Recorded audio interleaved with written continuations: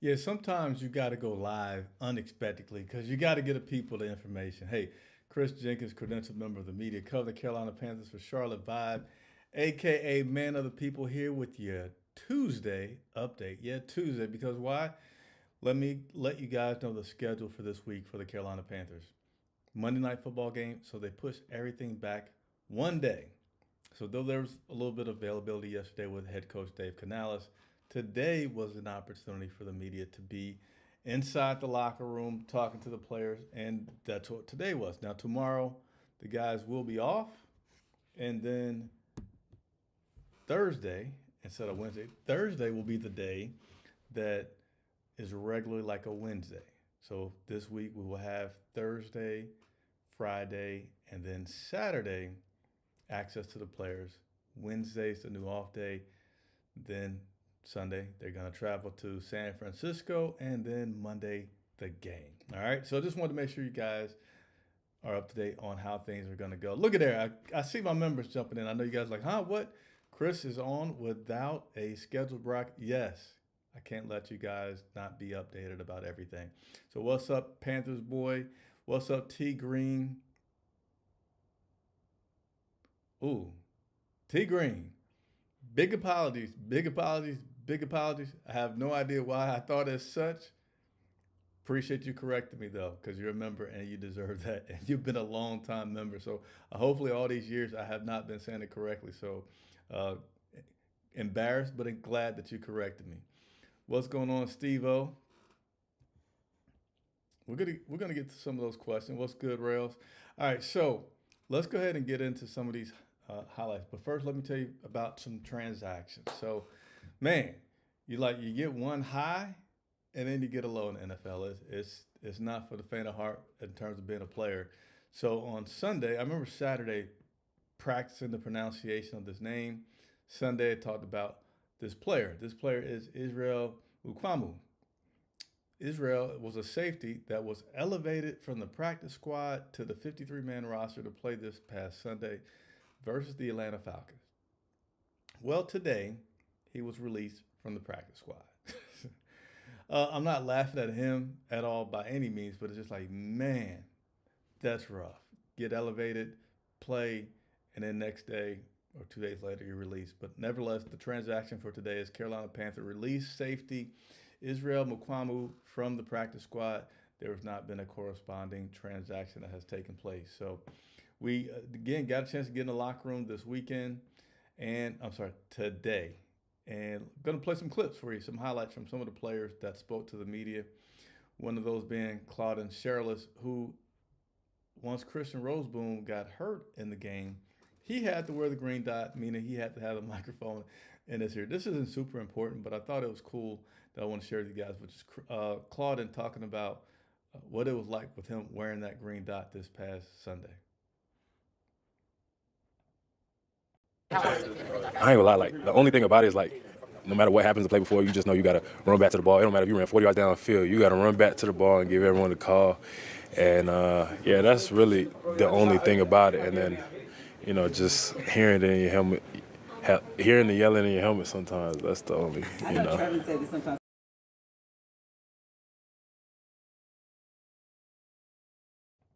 All right, so some of you guys are probably gonna say that my microphone sounds different.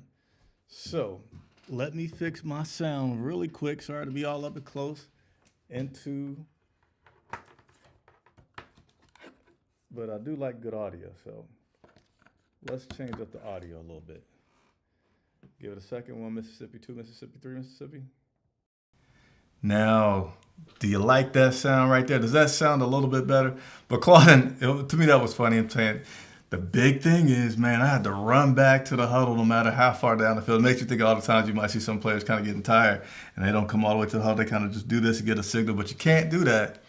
You cannot do that when you ran the green dot. So right now, everybody's still excited. This Carolina Panthers team now 6-5, playing meaningful games in November. I do want to have a small correction though to everybody. When Steve Wilks took over this team, you didn't know that they were playing the meaningful ball because it just kind of finally happened like right at the tail end of the season. But they did play some meaningful games when Steve Wilkes was the head coach because they had that opportunity in Tampa Bay to really get into that playoff spot, and they lost, and sarah, sarah. But nevertheless, we're going to keep on working through this today. And Claude talked about the energy in this locker room right now with this team being in the playoff hunt.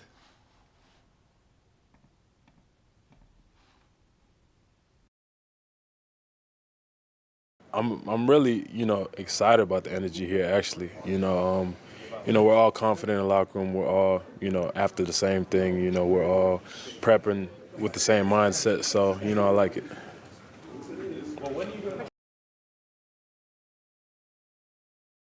Alrighty there. So that was Claude on the energy.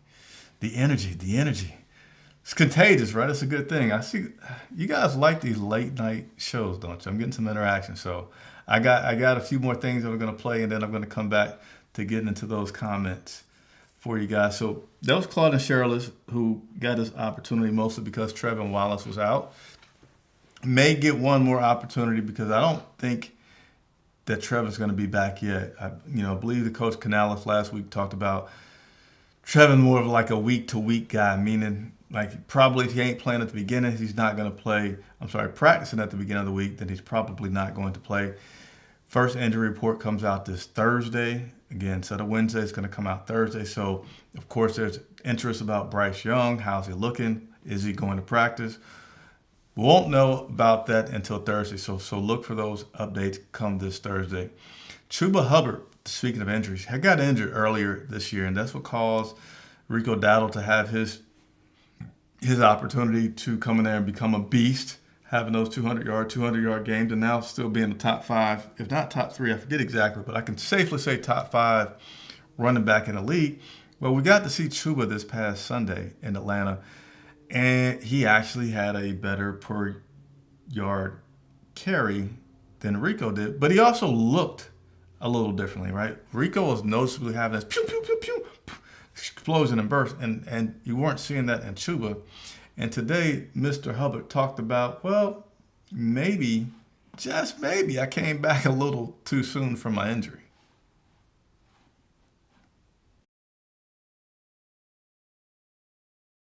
Yeah, I think, in all honesty, like, I'm a competitor, and when I came back from my calf, I wasn't maybe quite where I wanted to be. Obviously, in the league, you're never going to be 100%. I just want to be there for my team, so maybe rushed it back a little sooner than I should have, which is my own doing. The team does a good job protecting me, though, and take care of me in that instance, though. But, yeah, throughout the last few weeks, just kind of been trying to get back to 100% and feeling better. Regardless, I think the O-line played great, and their job blocking up front is what led to the good plays.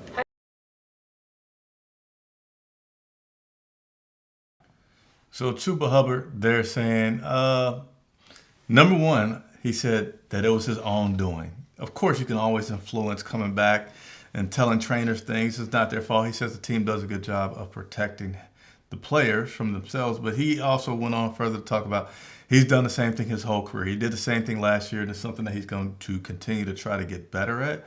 But undoubtedly, he's saying, hey, yeah, I feel really good now. And so that's nothing but goodness, right? So we don't know, and certainly plan on asking Canales about his plan for his backs now, but we don't know what's going to happen this upcoming Sunday. Probably, and I close my eyes, kind of roll my eyes, because Dave Canales is really big on hiding as much as he can about a player's, and his game plan from the other team, which I get. I'm in the media, right? So I want to know so I can tell you guys what his plans will be this weekend for Chuba and Rico.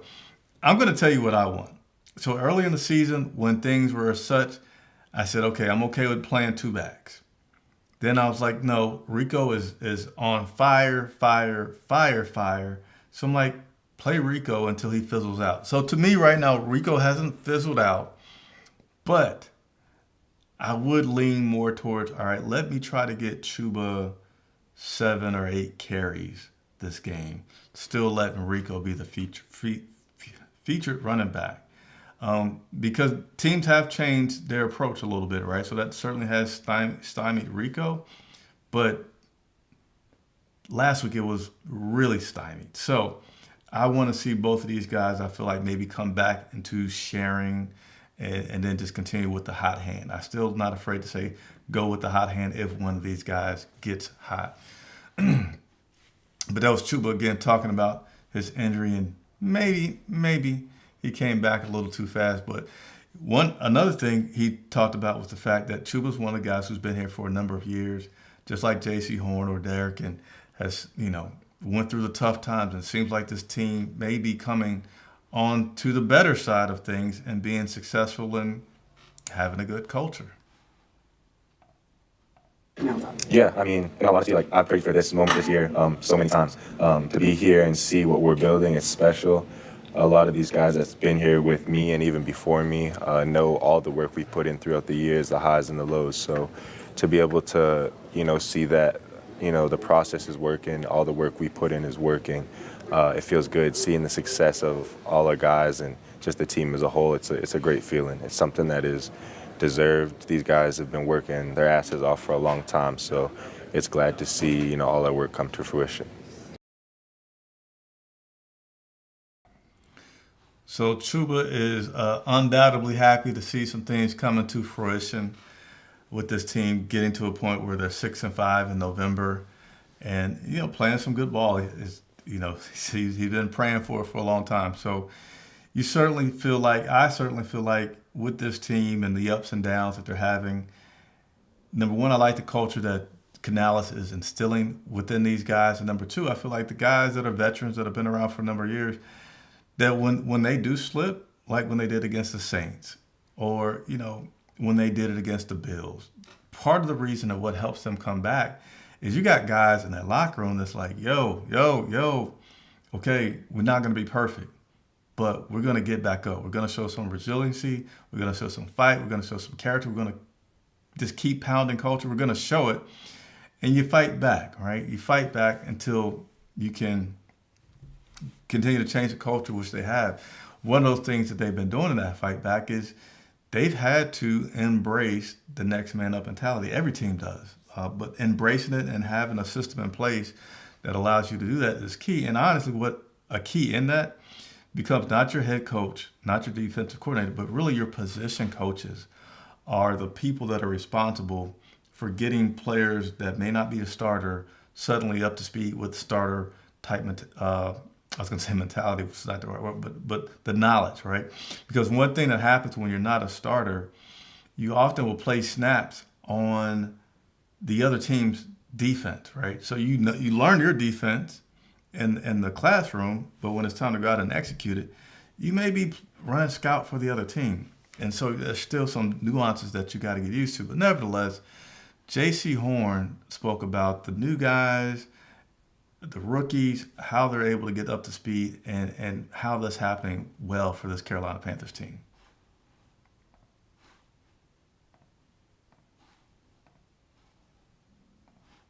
Yeah, I mean, it's a lot just our program and our culture right now, just going in the right direction. Guys staying ready for their opportunity. And those, like you said, Clyde, he came in and stepped up, had to help me out on the backside slant on 3rd and 5, came and knocked the ball off Drake, which is a big-time play. He had a couple big hits on Bijan. And, just a guy that stepped up when his opportunity came. And it's just a testament to the coaches, to the players, trying to bring everybody along and knowing we get deep in the season, if anybody go down, we got to have a next man up mentality.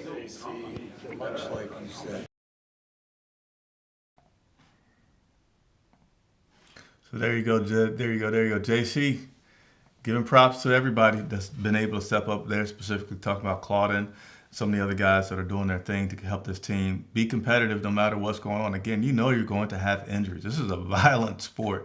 You got guys trying to take other guys off. That's all anyway, it's a violent sport. You're going to have injuries. And this team, part of being able to make a playoff run, part of being able to sustain your success is having your other guys step up. So that's another big piece of the puzzle that the Carolina Panthers are indeed filling in. Got one more clip that I want to play here for you guys. We're playing the San Francisco 49ers. By the way, if you don't mind, those of you that are watching right now, you haven't hit that like button, go ahead and do it. It helps me out. It helps the video continue to be shown to other fans that like the Carolina Panthers, which helps us grow. The bigger we grow, the more that I can do for you in getting player and coach interviews. I'll be back in that locker room on Thursday. So, hey, if there's a guy that you guys want me to talk to and you got some questions for me, let me know. Just leave it in the comments. It's that easy. Monday Night Football game, West Coast, excuse me, under the lights, and one of those players will be Christian McCaffrey. Will it be Eddie Pinheiro? I don't know. But Christian McCaffrey will be out there, and J.C. Horn will be on the other side of the field, having the opportunity to tackle Christian McCaffrey for real and for the first time. So here's J.C. Horn on what makes Christian McCaffrey so special. Man, JC, you guys swept the Falcons for the first time. What makes him so special? man, just his agility, quickness, his IQ, just everything. You know, he's a special back, and that's why I think he's gonna be a Gold Jacket type of guy.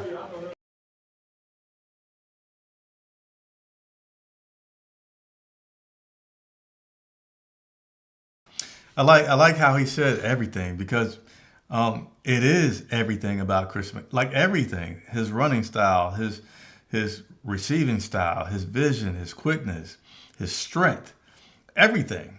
He's just one of those rare guys that's just like, you can't say what one thing makes him special, because literally everything about that guy is special. So we'll continue to bring you coverage about this matchup, including on game day. Now, I have to report that I personally, Chris Jenkins will not be in San Francisco this Monday night for the game, but the other half of our team, Patrick Snyder, our photographer, will be there to bring you guys some sneak peeks, some updates, and absolutely the best photographs from the game. So coverage will continue. We'll continue to do what we do. And I love the comments that have been coming. It's a lot of them. And I'm going to try to tackle them all before I get out of here. So Dave V. Broughton. I'm bad at pronunciation. We appreciate all you do, Chris. Thank you. Thank you for tuning in, man. One more thing. Scorton played very well Sunday, too. Crazy effort. Yeah, Scorton's been playing extremely well. And I don't know how much scrutiny he got from his colleagues with his comments last week, but you just got to believe that he's like, okay, I'm going to continue to play hard and do what I do so that I can get past this moment of maybe some players not liking that I spoke as a rookie like I did. And he did, man. He played extremely well this past Sunday. I don't feel like there's any reason that it won't continue. I had a chance to sit down with Nick one-on-one at the beginning of the season. Check out the video. It's in the playlist. We got a list called One-on-One Playlist. If you go check us out over on YouTube. And he wasn't playing much at first, right? And he was kind of like understanding of it, knowing that he needed to do better, knowing what the coaches wanted, knowing that he wasn't doing it yet. So, you know, and he said he didn't know everything, right, in terms of what he needed to know. So I feel like I like his IQ, I like his self-awareness, and that he took all those things early on in the season when he wasn't getting the playing time that maybe we thought he should be getting, and did what he had to do to get ready. Real serious guy for his job, which, you know, I like. So if you have not seen that interview that I did with Nick Scorton earlier this season, please check it out. Let me see if I can give you guys a super quick snippet of it. Let me see.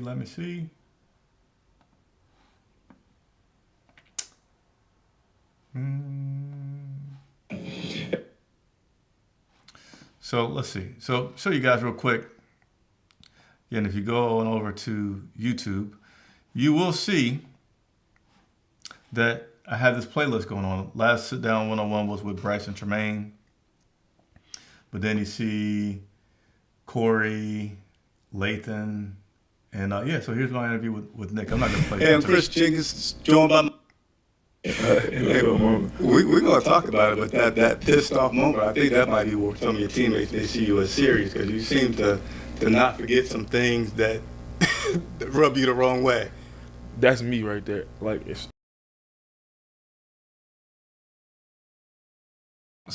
So I don't want to play all of that, but again, check it out. You guys are on me lately about these comments and making sure I get to them all. All right, Steve-O, can you answer my questions at the top? I will, but I was going from the bottom up. I'll let you know so you won't have to get mad at me. Don't get mad at me. I'm sensitive. I care about you guys. Let me continue to work backwards.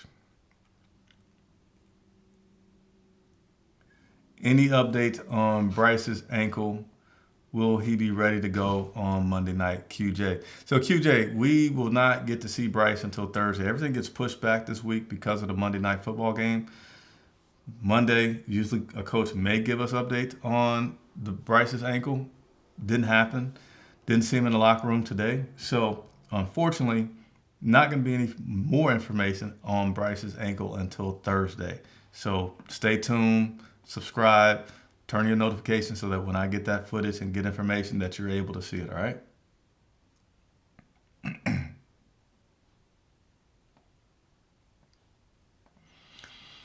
Besides not negating what was done, I want to know how much was yards after the catch and how much was an actual long pass. Like in OT, it wasn't a long pass, it was yak. Go Carolina and keep pounding. That's a difficult question to answer, other than I can say players did have this past Sunday a lot of yards after the catch. Let me see if I can quickly answer that question for you. I think I can answer. Give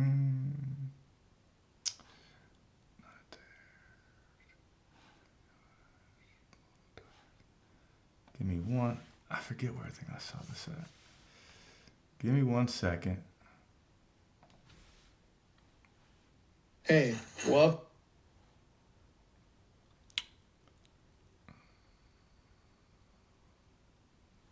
Man, I really feel like I saw that, and I don't remember where I saw it. Give me 1 more second. You can tell I'm stumped, right? Because I really do remember.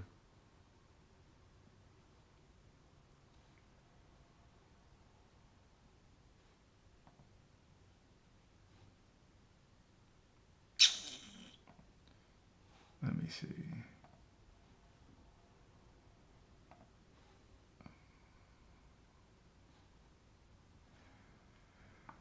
All right, 1 more second. I'm going to have to give up. So beside, I can't quickly find it, and I really thought that I had seen it, but I can share this with you to give you some idea, at least for one of the players, right? So we're going to look at this chart here from Tetaroa.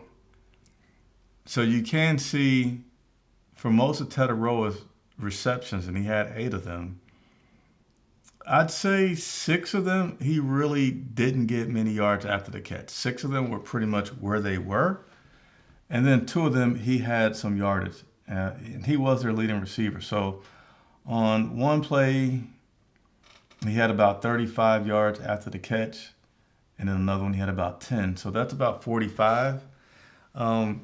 Take that away. Yeah, Tommy's was about a 6-yarder. So you say that's about 50. So, you could easily say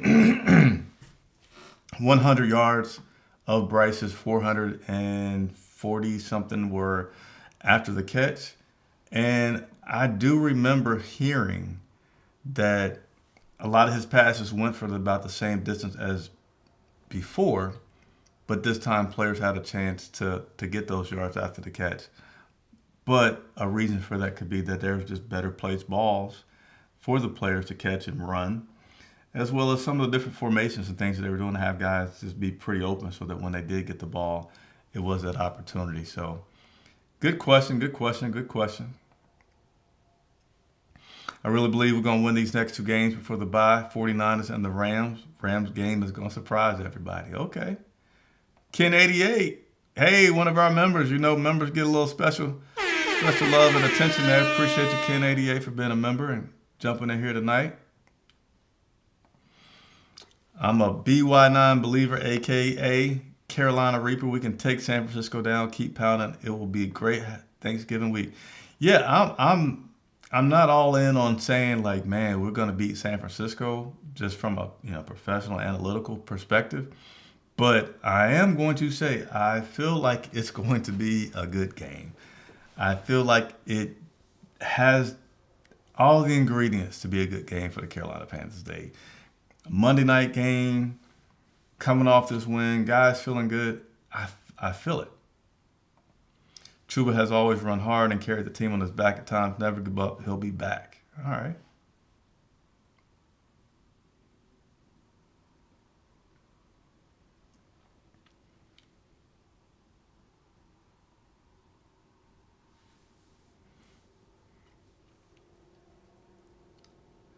Going through the comments. So Steve-O, is this the question that you were about to beat me up about? All right, so why wait till week 11 to unleash Bryce? Why not let him off the leash week 1? Says Steve-O. Man, so everything has to evolve, right? Everything has to evolve, and people have to have trust. And as those things evolve, then changes are made. All right, and that could be for both Dave Canales as well as Bryce Young. And if you see a player struggling with things, you don't go to say, well, let me give you more to do. You could change up things a little bit, but you're going to like tweak things a little bit by a little bit in order to do that. And if you look at the stats from Bryce's first game this year, I'll share with you guys what it is. Game 1 in Jacksonville, Bryce Young threw 2 interceptions. He also had a fumble that was lost. 3 big mistakes from Bryce. 18 of 35. So he threw the ball a lot. Passer rating of 49. So it's yes, Steve-O, it didn't lend itself to saying, let's give this guy all these different things. And plus, you got to also look at this. The guys that are running the routes that Bryce is throwing to. Tetairoa McMillan. Okay, he's a rookie. He's still learning everything.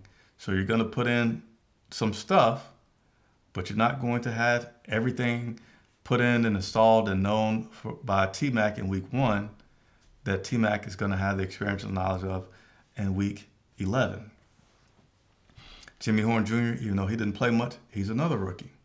The other guys, they're sophomores. Jalen Coker, Xavier Leggett, sophomores. And you also got Mitchell Evans, that's a tight end, that's part of the pass attack, not heavily. So anyway, I just go to say that there's a lot of different components that would say this is why it didn't happen in week 1. And honestly, I feel like it happened in week 11 just because Dave Canales is getting to this point where, like, I got to try to figure out stuff to do to give us a chance to pass the ball if the team shuts down the run. And I'm sure he had to have a level of confidence that probably he might have gone on a little risk, a little faith to do this and give Bryce the different things that he has given him. But I also feel like he's given him opportunities to throw, and some of it, a good part of it lies on Bryce Young as well. All right. Appreciate you, Steve-O. Hopefully I've earned your goodness back. By the way, keep hitting that like button. Keep hitting the like button.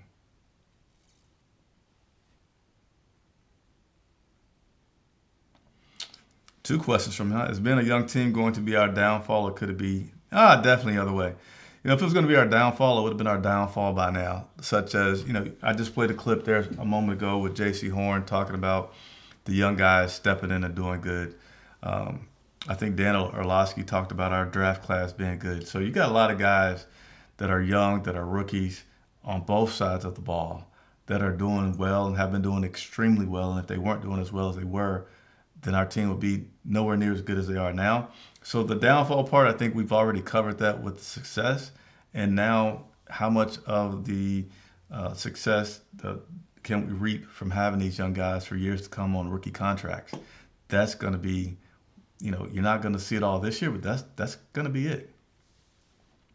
How do we beat the 49ers?